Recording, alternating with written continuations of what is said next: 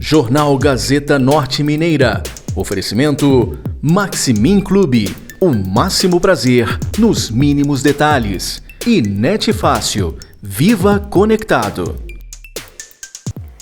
Está no ar mais uma edição do Jornal Gazeta Norte Mineira e edição especial de sábado, então não saia daí.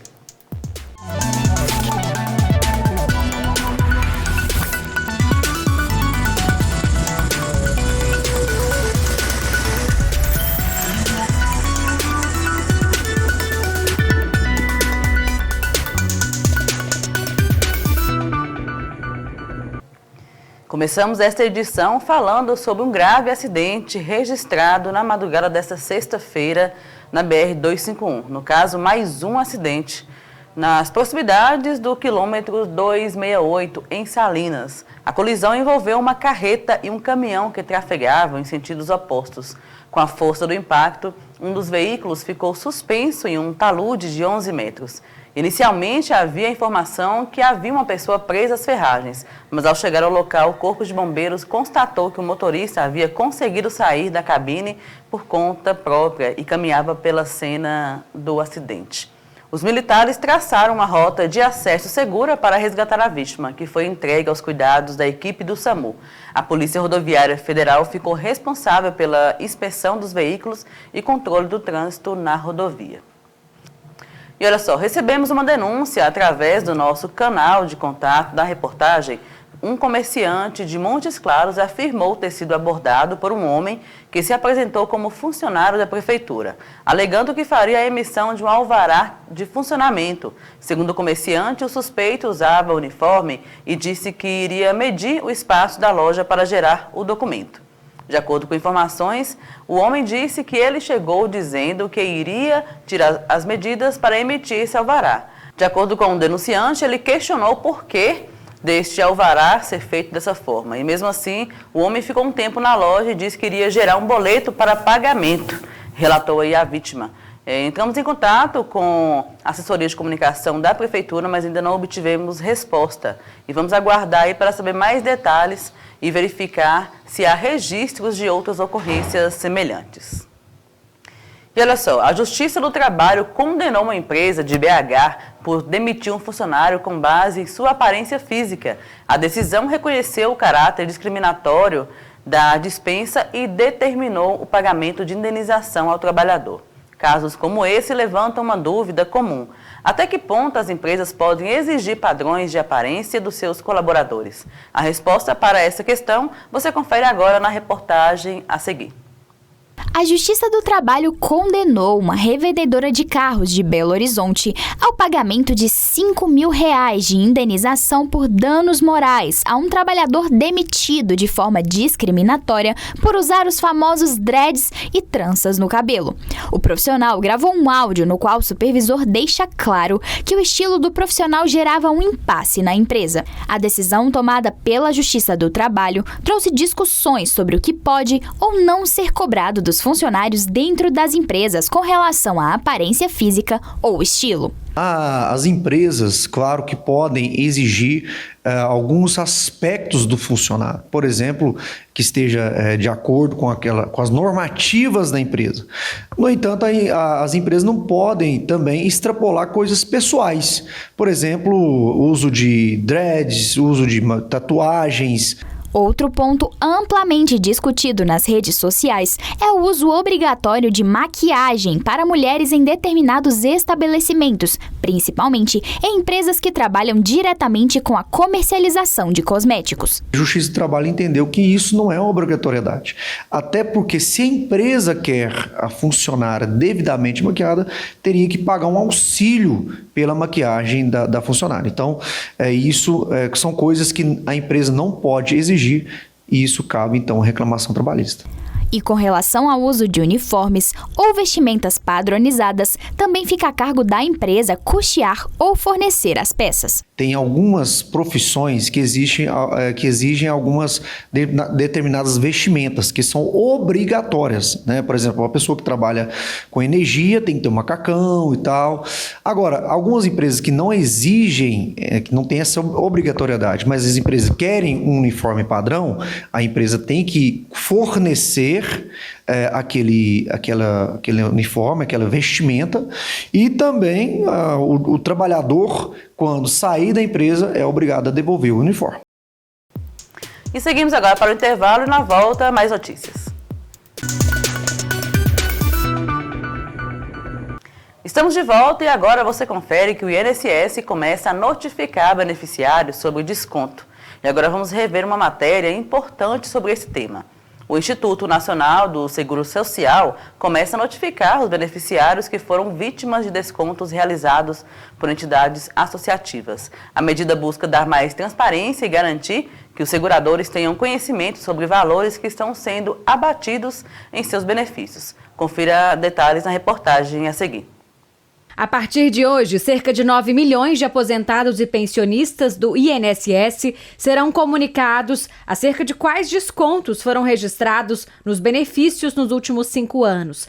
As informações estarão disponíveis na plataforma Meu INSS. Depois de receberem o comunicado, os beneficiários poderão checar se os descontos foram autorizados.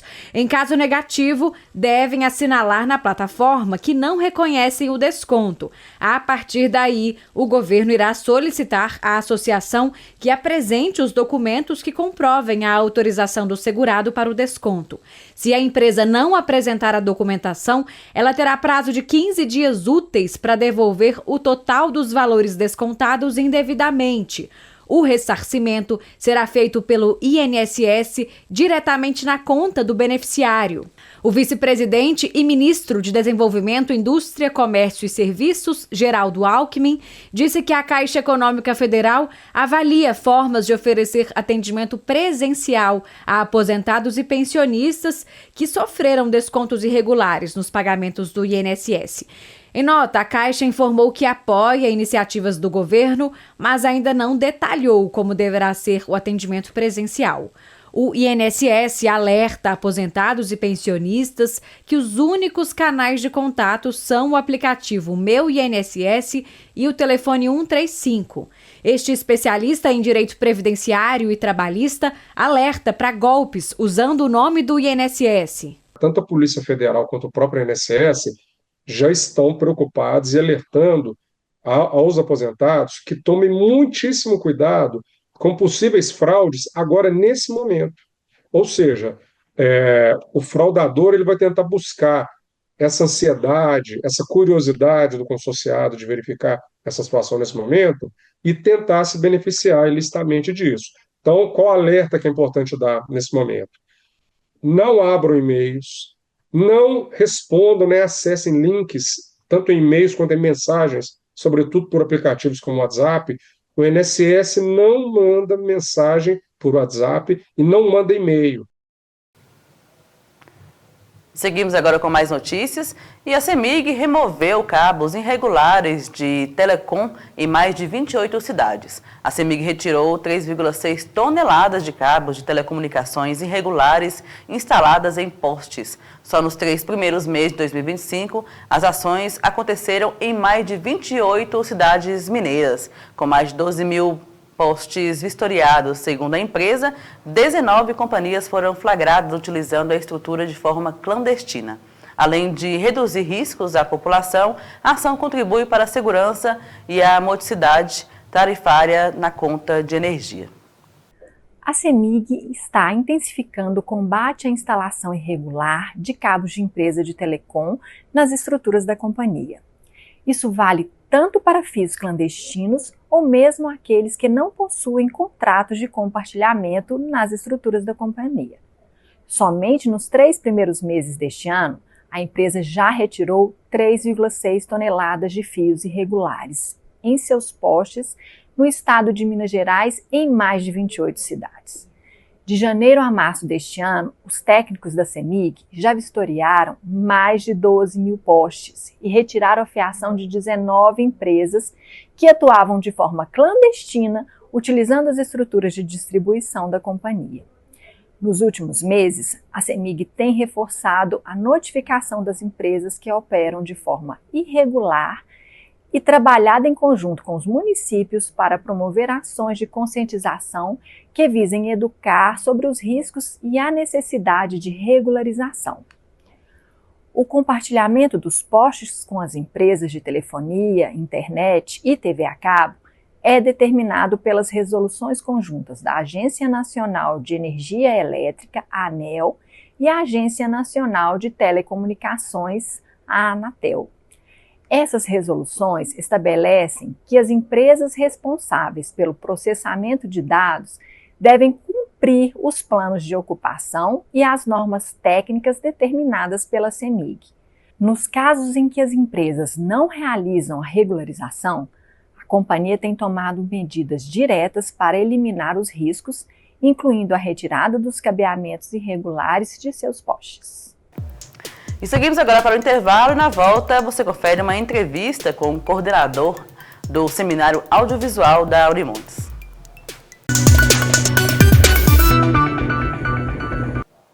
Estamos de volta e olha só, estão abertas as inscrições para o Seminário Audiovisual da Unimontes, que acontece até o dia 20 de maio. O evento vai reunir nomes importantes no setor, com debates sobre políticas públicas, mercado, formação e oportunidades no audiovisual. Eu conversei hoje pela manhã com o coordenador do Seminário Audiovisual da Unimontes, Elcio Lucas. O professor falou sobre os objetivos do evento, a importância do fortalecimento do setor criativo no norte de Minas e os desafios para consolidar um polo audiovisual em nossa região. Olha, o seminário tem recebido bastante interesse da população e dos produtores e gestores, diretores de audiovisual e alunos, inclusive, também, não é? Ontem superamos a casa dos 70 inscritos, né?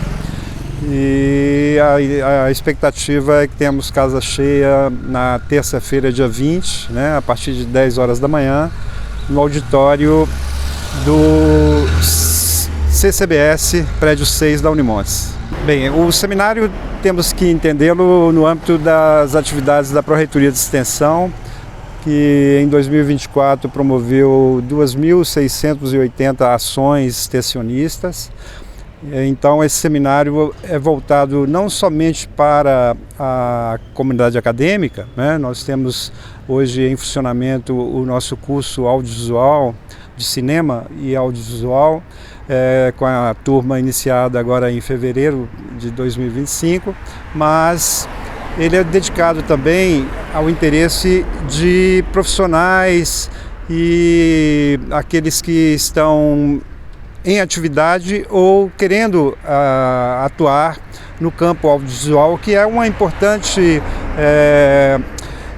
linha da economia criativa, né?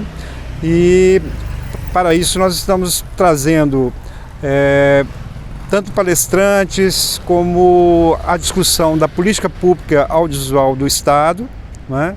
E também para que possamos pensar um polo audiovisual norte-mineiro. Eu vi também no material que foi divulgado que vocês já têm vários parceiros envolvidos, né? E outros aí futuros também. Fala pra gente um pouquinho sobre essa parte.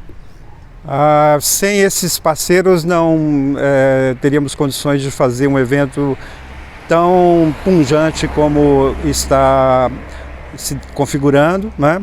Um principal ou um importante parceiro é a Empresa Mineira de Comunicação, né? Responsável aí pela Rede Minas, a Rádio Inconfidência, o Minas Play, né? E outro parceiro importante, a própria Secretaria de Estado de Cultura e Turismo, né? Que irá enviar um representante para as discussões nossas sobre política pública estadual. A Secretaria de Cultura e Turismo do município de Montes Claros, né? Teremos a participação da subsecretária de Turismo, Nathalie Olivson, né? E juntamente com o Sebrae também, né? O Valmar Nogueira estará conosco fazendo a mediação da mesa que tratará do audiovisual é meu negócio, né? Que é uma questão voltada exatamente para o mercado e o interesse dos participantes. Bom, isso é muito importante para o norte de Minas. Eu estou olhando aqui agora a programação e aí tem uma programação bem completa, né? De 10 da manhã até as 18 da tarde, com várias atividades durante o dia. Sim, nós pensamos um seminário assim enxuto também, né? Mas que seja produtivo, inclusive para que possamos dar continuidade após esse seminário com um grupo, né? De pensar o norte de Minas e as atividades do audiovisual no norte de Minas. Então, às 10 da manhã nós temos a mesa de abertura, né? Preciso ressaltar também a homenagem, merecidíssima homenagem que faremos para o Denison Diamantino, né? Um norte mineiro aí de Manga, que tem um trabalho há décadas, né? Para esse Rio São Francisco, dedicado ao Rio São Francisco e à sua população, a população ribeirinha. Ele tem documentários, para mais de 300 documentários, né, que traz muito sobre tanto o ecossistema, como também aquilo que se traduz nas tradições, né? Depois temos a palavra no seminário, né? Temos a palavra do presidente da Empresa Mineira de Comunicação, o Gustavo Mendicino, e a parte da manhã se encerra aí, sendo que às 14 horas iniciamos com política pública estadual, né? Com presença do representante da Secult do Estado, o André Gonzaga, juntamente com a Nathalie Olifson, e a mesa das 16 horas com mediação do SEBRAE, que teremos aí para pensar o mercado audiovisual no norte mineiro. Fala pra gente aí, até quando vão as inscrições e onde podem ser feitas?